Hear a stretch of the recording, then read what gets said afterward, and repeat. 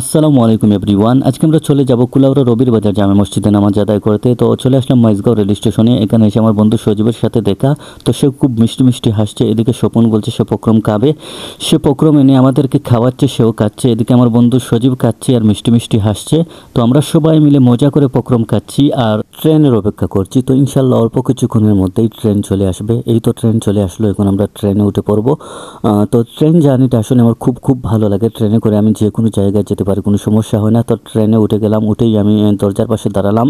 তো এখান থেকে প্রাকৃতিক দৃশ্যগুলো খুব চমৎকারভাবে উপভোগ করা যায়।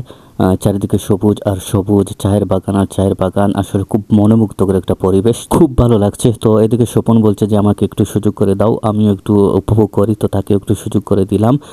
তারপর আমরা কুলাউড়া রেল স্টেশনে চলে আসলাম।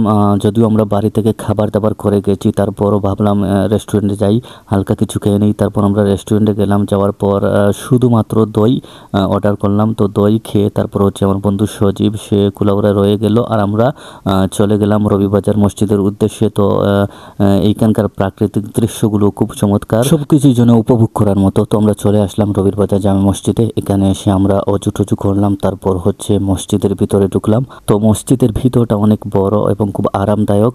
আমি গুনেছি প্রায় 56টা এসি লাগানো। তো যাই হোক, আপনারা যারা আজকের ব্লগটা দেখছেন সবাইকে অসংখ্য ধন্যবাদ।